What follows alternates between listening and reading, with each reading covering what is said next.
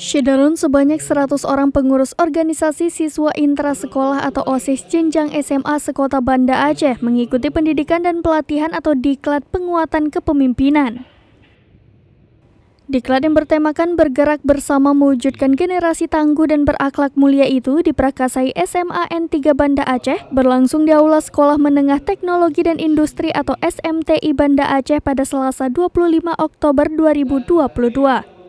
Kepala SMA N3 Banda Aceh Muhibul Kibri MPD kepada serambinews.com mengatakan, pelatihan kepemimpinan bagi pengurus OSIS sekota Banda Aceh ini bekerja sama dengan Artline Cahi Hatai Jepang.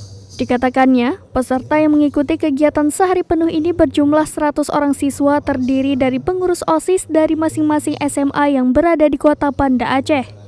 Muhibul menjelaskan, tujuan kegiatan ini untuk melahirkan siswa yang hebat, tangguh dan berakhlakul karimah dan untuk pendidikan Aceh yang lebih baik, serta siswa harus menjauhkan diri dari narkoba.